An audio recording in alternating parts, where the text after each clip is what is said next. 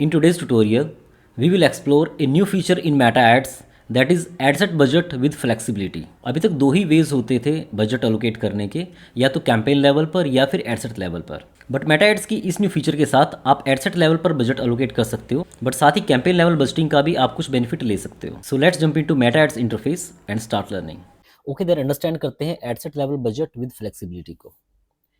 तो ये campaign level है। कैंपेन लेवल पर देखो बजट सेलेक्ट करने के दो ऑप्शन है, या तो हम कैंपेन लेवल पे करें या एड सेट लेवल पे।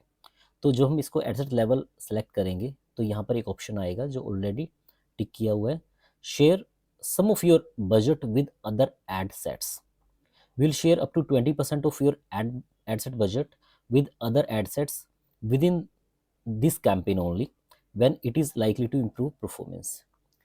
ये कहता है कि जो आपका एड सेट बजट है, ओके, एक कैंपेन के अंदर maybe multiple ad sets हैं, तो उनका अपना अपना एक एड सेट का बजट होता है जो हम एड सेट लेवल पे बजट डालते हैं। तो ये कह रहा है कि एक एड सेट का जो बजट है वो अप टू 20% शेयर हो सकता है किसी दूसरे एड सेट के साथ।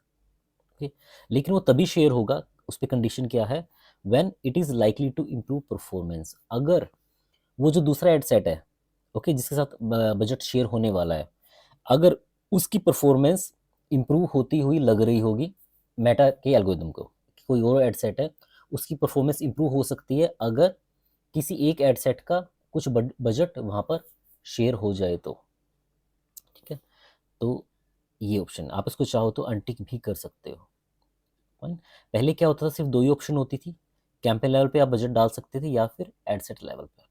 अगर कैंपेन लेवल पर बजट डालते हैं तो उसका बेनिफिट क्या होता है कि इस कैंपेन के अंदर जितने भी एड सेट होंगे उनको उनकी परफॉर्मेंस वाइज ये बजट अलोकेट करता है, जिसका इसको लगता है कि यहाँ पर परफॉर्मेंस ज़्यादा आने वाली है इस एड सेट से या इस ऑडियंस से, परफॉर्मेंस ज़्यादा आने वाली है, रिजल्ट्स अच्छे आने वाले हैं, तो वहाँ पर वो ज़्यादा बजट अलोकेट करता है। और जहाँ पर उसको लगता है कि परफॉर्मेंस नहीं आने वाली तो वहाँ पर वो कम अलोकेट करता है। ओके, जब इनिशियल फेज होता है उसमें तो वो इक्वल ही रखता है एड सेट बजट को, क्योंकि वो कुछ टाइम के लिए उनकी परफॉर्मेंस को एनालाइज करता है। उसके बाद वो फिर वो अलग अलग बजट वैल्यू अलोकेट करना स्टार्ट कर देता है, तो वो परफॉर्मेंस बेस पे ही उसको अलोकेट करता है। और जो एड सेट लेवल पे जो बजट होता है वो हम अपने अकॉर्डिंग, हमें जैसे लगता है कि मान लो डिफरेंट लोकेशंस पे हमें क्या क्या बजट चाहिए, अगर हम एक बड़ी सिटी को टारगेट कर रहे हैं तो मे बी हम वहाँ पर ज़्यादा बजट डालते हैं एड सेट लेवल पे। हम एक छोटी सिटी को या टाउन को कर रहे हैं तो हम कम बजट डालते हैं। तो वो उसमें वहाँ पर जो कंट्रोल होता है बजट का वो हमारे एडवर्टाइज़र के हाथ में होता है, हमें कितना बजट उस एड सेट में डालना है। लेकिन अगर हम कैंपेन लेवल पर डालते हैं तो उसमें जो कंट्रोल होता है वो मेटा के पास होता है, और वो जैसे मैंने बताया परफॉर्मेंस वाइज एड सेट्स को बजट अलोकेट करता है।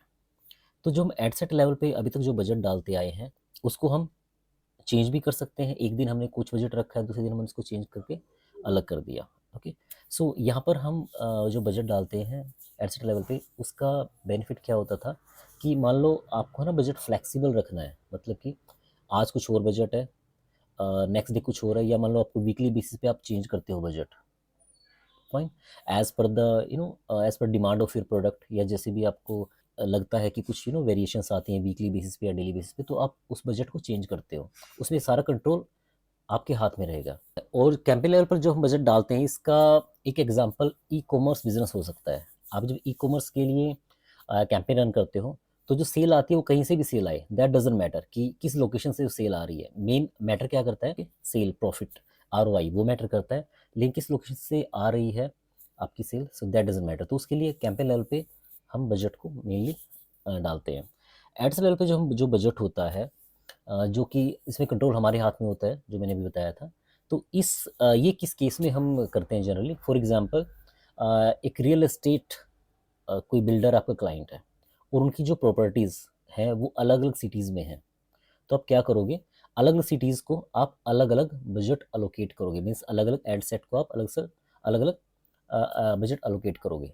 दैट विल वेरी, या that will depend upon the type of property, या कितना जो लोकेशन है वो कितनी बड़ी है कितनी छोटी है। ओके, उस हिसाब से आप बजट अलोकेट करोगे, बिकॉज वो आपको पता है। अगर आप कैंपेन लेवल पे बजट डालते हो उस केस में, रियल एस्टेट केस में जो मैं एग्जांपल लेके चल रहे हैं, तो क्या क्या होगा कि जो मेटा होगा वो परफॉर्मेंस के अकॉर्डिंग ही बजट एलोकेट करेगा। मे बी ऐसा हो सकता है कि एक सिटी में सेल कम आ रही है और एक सिटी में ज़्यादा आ रही हैं, तो क्या करेगा, जिस सिटी में सेल कम आ रही हो उसके बजट को बहुत ही कम कर देगा या मे बी कट कर देगा उसको, और सारा बजट वहाँ पर लगा देगा जिस लोकेशन से सेल आ रही है। लेकिन आपका बिल्डर तो चाहता है कि हर सिटी से सेल आए, बिकॉज उनकी प्रॉपर्टी तो हर सिटी में है। तो ऐसा तो नहीं कर सकते कि एक सिटी में बजट बिल्कुल ही कट कर दिया है और वहाँ पर सेल आएंगी ही नहीं जब बजट ही कट कर दिया तो। लेकिन आपको तो हर लोकेशन से ही सेल देनी है बिल्डर को। सो उस केस में हम एडसेट लेवल पे ही बजट डालेंगे। ओके। अब यहाँ पर क्या है, एक और मेटा ने एक फीचर इंट्रोड्यूस कर दिया है जो कि ये समझ लो इनका मिड है। मतलब आप एडसेट लेवल पे बजट डाल रहे हो, लेकिन जो आप कैंपेन लेवल पे बजट डालते थे वो भी आप कुछ बेनिफिट यहाँ से उठा सकते हो। तो इन्होंने एक मिडवे दे दिया है कि कंट्रोल हमारे हाथ में रहेगा, लेकिन कुछ फ्लेक्सिबिलिटी दे दी है कि कुछ मेटा का जो मशीन लर्निंग है उसको भी आप यहाँ पर यूज़ कर सकते हो। क्योंकि जब हम एडसेट लेवल पे बजट डालते हैं तो वहाँ पर ये इसका जो एल्गोरिदम है वो अच्छे से लर्निंग नहीं कर पाता। अगर हम इसमें कुछ फ्लेक्सिबिलिटी उसको दे देंगे मेटा को, तो यहाँ पर वो उसका machine learning that will start working. So इस केस में आप दोनों सिनेरियोज का बेनिफिट उठा पाओगे, मीन्स मैक्सिमाइज परफॉर्मेंस का भी और जो कंट्रोल है वो भी आपके पास रहेगा। अब ये जो फ्लेक्सिबिलिटी है इससे क्या बेनिफिट होगा कि आपने एडसेट लेवल पे बजट तो डाल दिया, लेकिन हो सकता है किसी दिन एक एडसेट पर रिजल्ट अच्छे ना आ रहे हो। अगर हम वही एग्जांपल लेके चलें रियल एस्टेट का, तो मान लो एक लोकेशन पर पे एक दिन रिजल्ट नहीं आ रहा है, अच्छी परफॉर्मेंस नहीं आ रही है, तो उसका 20% budget, up to 20% budget sharing हो जाएगी किसी दूसरे एडसेट पे, किसी दूसरी लोकेशन पे। ओके। तो उस केस में क्या होगा कि जो जहाँ से सेल आ रही हैं, जिस सिटी से, जिस एडसेट से, तो वहाँ पर वो बजट लग जाएगा उसका 20%। ओके। तो इसमें आपको क्या होगा, दोनों का आपको फ़ायदा मिलेगा, एडसेट लेवल बजट का भी और थोड़ा सा मेटा की मशीन लर्निंग का। सो फॉर एग्जांपल अगर मान लो एक एडसेट का बजट है 1000 रुपीज़ और दूसरे एडसेट का जो बजट है दैट इज़ 2000। ओके। तो ये जो एडसेट नंबर 1 है जिसका बजट 1000 रुपीज़ है, अगर किसी दिन ये परफॉर्म नहीं कर रहा अच्छा, तो इसका जो 20% है मीन्स 200 रुपीज़, ये कहाँ शेयरिंग हो जाएगी, दूसरे एडसेट में जिसके पास ऑलरेडी 2000 का बजट है। तो उसके पास जो बजट होगा वो कितना हो जाएगा, 2000 प्लस 200, 2200। और जिस दिन वो वर्क नहीं कर रहा होगा एडसेट बी जिसका ऑलरेडी 2000 बजट है, तो उसका 20% मतलब कि 400। सो 400 शेयरिंग हो जाएगी एडसेट लेवल ए को। तो एडसेट लेवल ए का जो टोटल बजट हो जाएगा वो हो जाएगा 1000 प्लस अप टू 400, 1400।